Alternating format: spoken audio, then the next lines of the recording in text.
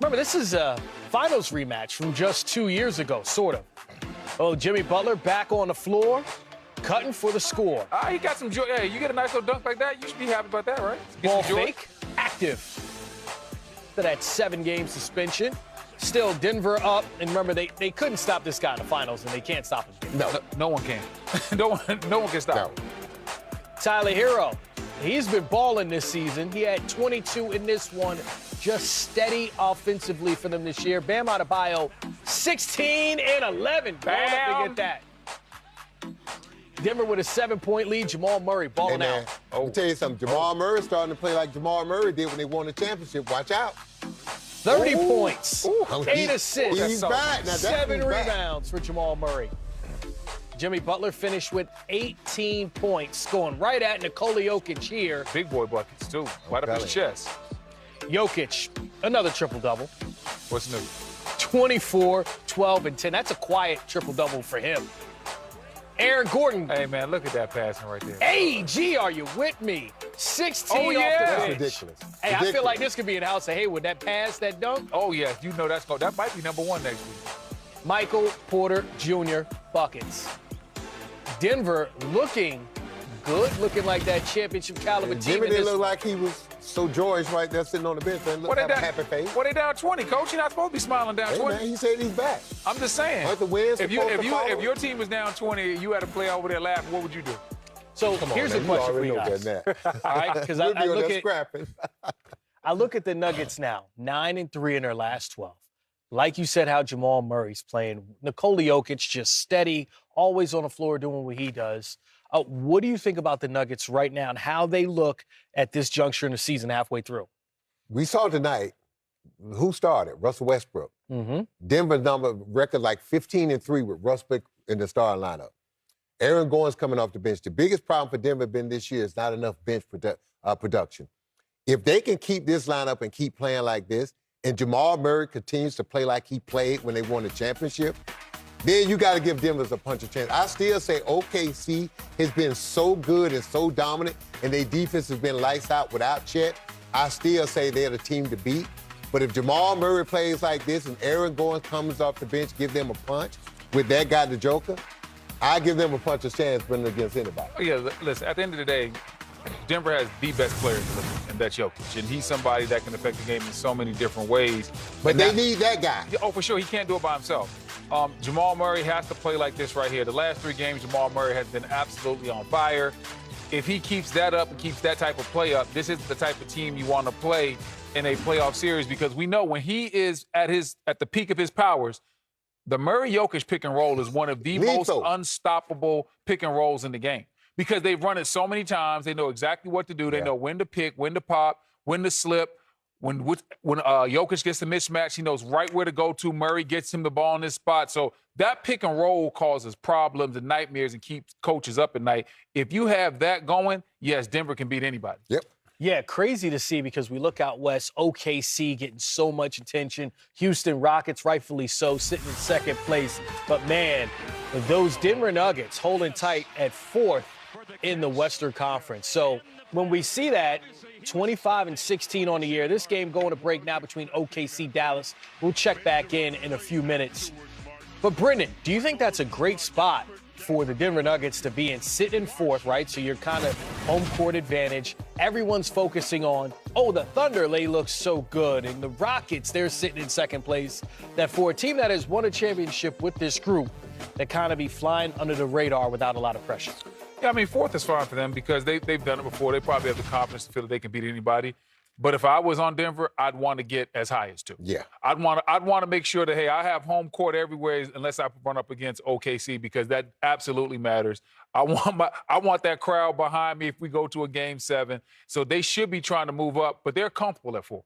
They know that, listen, we have that guy. Yep. When you have that guy and everybody on the team knows he's that guy and they're going to give him the ball in his area, you understand what it is. You understand we go into a playoff series, your record might be better than ours, but we have the guy, and that guy makes everybody around him better. He raises the tide of that whole team. So Denver's not scared of anybody as long as the Joker's healthy. If Russ keeps playing like this and they can keep him in that starting lineup, Aaron Gordon adjusts to coming off the bench, gives them a punch coming off the bench, You think Gordon comes off the bench for the rest of the year? Probably not, but right now Russ is playing so well and they're winning. I think Mike Malone is doing the right thing. Let's just ride this out and see how many wins we can get with this and see how we can play.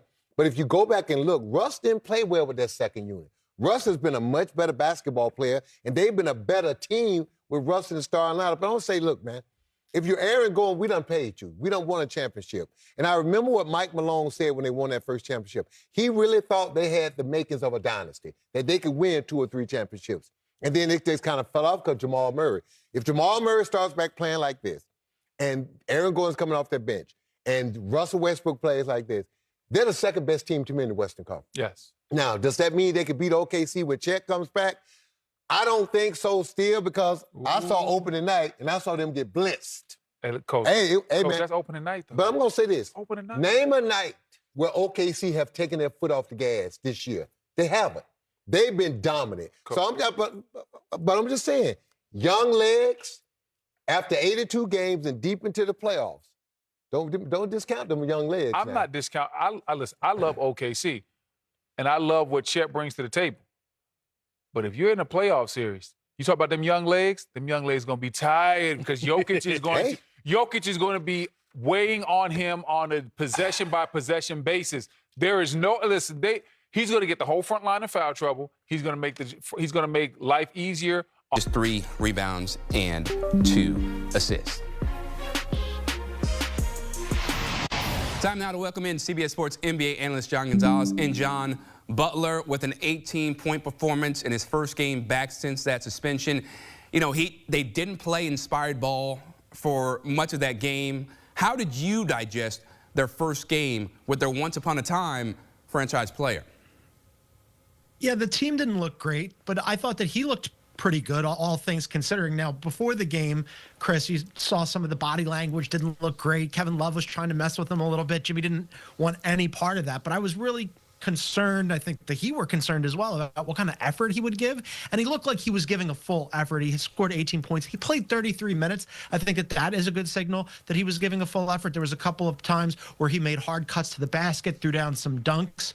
But when you have to wonder what kind of effort you're going to get from Jimmy Butler, that's a problem to begin with, right? You got an effort from Jimmy Butler tonight, but that doesn't necessarily guarantee that he's going to play nice tomorrow night or the night after that or the night after that. The situation remains incredibly volatile because who knows what Jimmy Butler, he could wake up tomorrow, Chris, and decide, no, I've had enough of this. I'm going to make things awfully difficult for the Miami Heat and Pat Riley. So it remains to be seen what happens. If I'm the Heat, I would want to get him out of there as quickly as possible, and that's obviously what Jimmy wants too. Okay, so with that being said, where do they go from there? Because the trade deadline is February 6th, and you alluded to it. The body language in the pregame, the starting lineups, he looked like he wanted to be anywhere but that game, but he showed up in Marshawn Lynch fashion. Probably, I'm just here so I don't get fined.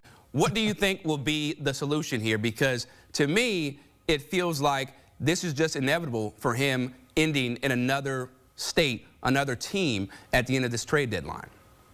Well, you need a trade partner, right? Now, there are a couple of teams just on the surface you'd think that looks like it might make sense. Golden State Warriors is one, but they're reportedly not interested in Jimmy Butler. And you saw all the comments from Steph Curry earlier this week where, and I'm paraphrasing here, but he basically said, I don't know that we should make a big move at the deadline because I don't know that we're one move away from being championship contenders. I think he's probably right about that, but take them off the board. Supposedly, he doesn't want to go to Memphis. That's a team that would make sense.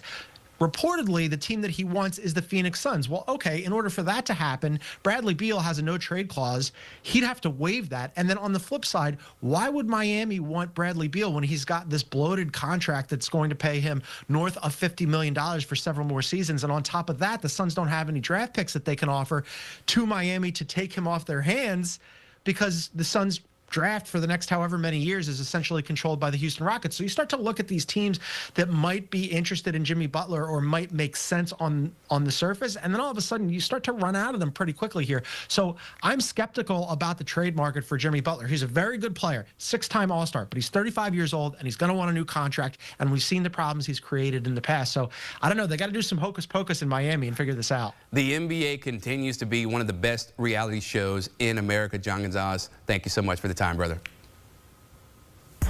And here's a look at the Heat's upcoming schedule as they sit at 20-20 right now. Take on the Spurs, Trailblazers. That should be a win. The Bucks could be interesting. Nets, and then January 27th, they take on